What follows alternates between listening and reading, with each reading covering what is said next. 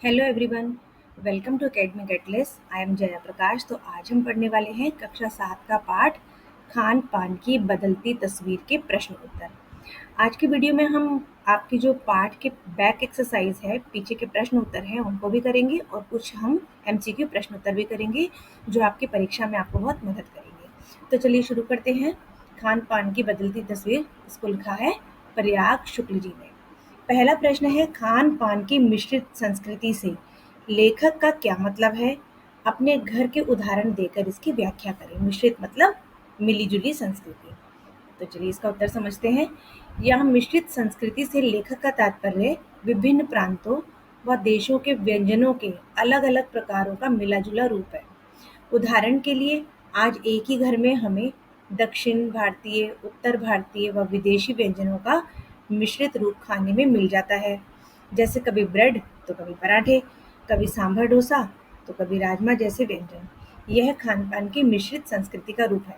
अब आप देखते हैं ना, आपके घर में भी हर तरह का व्यंजन बनता है। कभी मम्मा आपको इडली सांभर बना के दे देती है, तो कभी राजमा चावल बना के दे देती है, कभी कढ़ी चावल बना के दे देती है। तो ये हमारी जो है मिश्रित संस्कृति है। कुछ दक्षिण भारत से आई है, कुछ उत्तर भारत से आई है। अगला प्रश्न है, खान पान में बदलाव के कौन से फायदे हैं? फिर लेखक इस बदलाव को लेकर चिंतित क्यों है? मतलब खान पान में जो बदलाव होते जा रहे हैं उनके क्या क्या फायदे हैं, और अगर उसके फायदे हैं तो लेखक इस बात को लेकर के, इस बदलाव को लेकर के इतना ज्यादा चिंतित क्यों है? तो चलिए हम इस प्रश्न का उत्तर समझते हैं। खान पान में बदलाव के निम्न फायदे हैं। क्या क्या?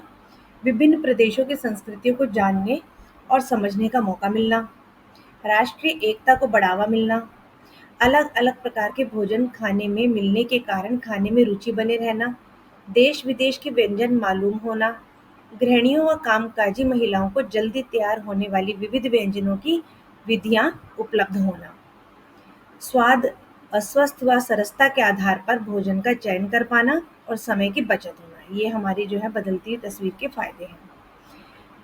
खान पान में बदलाव आने से होने वाले फायदे के बावजूद लेखक इस बदलाव को लेकर के चिंतित है, क्योंकि उसका मानना है कि आज खान पान की मिश्रित संस्कृति को अपनाने से नुकसान भी हो रहे हैं, जो निम्न रूप से हैं। क्या क्या नुकसान हो रहे हैं?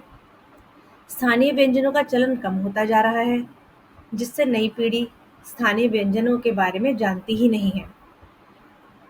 खाद्य पदार्थों में शुद्धता की कमी होती जा रही है और कुछ व्यंजनों का स्वास्थ्य की दृष्टि से उचित ना होना, ये सब हमारे नुकसान हैं। क्योंकि जो आज की युवा पीढ़ी है वो हमारे स्थानीय व्यंजनों को जानती ही नहीं है, क्योंकि उनको तो हर व्यंजन हर जगह मिल जाते हैं। अगला प्रश्न है, खान पान के मामले में स्थानीयता का अर्थ क्या है? यहाँ स्थानीयता का अर्थ किसी विशेष प्रांत के लोकप्रिय व्यंजन से है। जो स्थान है उधर का क्या लोकप्रिय व्यंजन है, उससे इसका मतलब है। जैसे बम्बई की पाव भाजी, दिल्ली के छोले कुलचे, मथुरा के पेड़े और आगरा के पेठे, नमकीन आदि। लेकिन खान पान के बदलते नए रूप के कारण अब इनकी लोकप्रियता कम होती जा रही है, क्योंकि अब ये सभी चीजें हर जगह मिलने लगी है। अगला प्रश्न है, घर में बातचीत करके पता कीजिए कि आपके घर में क्या चीजें पकती है और क्या चीजें बनी बनाई बाजार से आती है। इनमें से बाजार से आने वाली कौन कौन सी चीजें आपके माँ पिताजी के बचपन में घर में बनती थी? ये चीजें आप घर में अपने मम्मी पापा के साथ बैठ के डिस्कस कर सकते हैं। घर में बनने वाली चीजें क्या क्या होती है, बाजार से आने वाली चीजें क्या क्या होती है, और माता पिता के घर बचपन में क्या क्या चीजें बनाई जाती थी घर में, वो क्या क्या होती है। अब देखिए, घर में बनने वाली क्या चीजें हैं? भात, भात यानी चावल हम घर में बनाते हैं। समोसे हम बाजार से ले आते हैं, और पहले माता पिता अपने घर में भी समोसे बनाया करते थे, अभी बनाते हैं कई लोग। दाल घर में बनाई जाती है, कचौड़ी हम बाजार से ले आते हैं, और कचौड़ी जो है बाजार घर में भी बनाई जाती थी। सब्जियां हम घर में बनाते हैं, जलेबियाँ बाज़ार से ले आते हैं, और जलेबियाँ हम घर में भी बनाया करते थे। लेकिन अब ज़रा टाइम, जैसे सबके पास समय की कमी होने के कारण अब घर में नहीं बनाई जाती है। पूरी, रोटी, पराठे हम घर में बनाते हैं। नूडल्स हम ज़्यादातर बाहर से लाते हैं, और मीठे व्यंजन जैसे हलवा, बर्फ़ी हम घर में बनाया करते थे पहले समय में। आप ये सब बातें ना अपने पेरेंट्स से बैठ कर के डिस्कस करिएगा कि पहले आप क्या-क्या चीज़ें घर में बनाते थे और अब वो हम बाज़ार से लेकर आते हैं।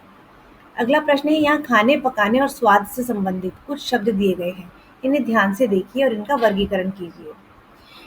ये सब चीज़ें किस तरह से बनाई जाती है। जैसे उबालना, क्या-क्या चीज़ें उबाली जाती है, तलना, भूनना, सेंकना, दाल, भात, रोटी, पापड़, आलू, बैंगन, खट्टा, मीठा, तीखा, नमकीन, कसेला। इन्हें ध्यान से हम देखेंगे, इनका वर्गीकरण करेंगे कि क्या चीज़ किस तरह से बनाई जाती है। ठीक है?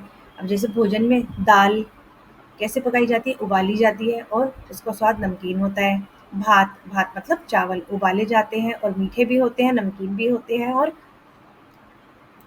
फीके भी होते हैं। ठीक है? रोटी, रोटी को सेकते हैं, मीठी भी होती है और नमकीन भी होती है। पापड़ सेकते हैं, नमकीन भी होते हैं। आलू उबालते हैं, आलू के अंदर हल्की सी मिठास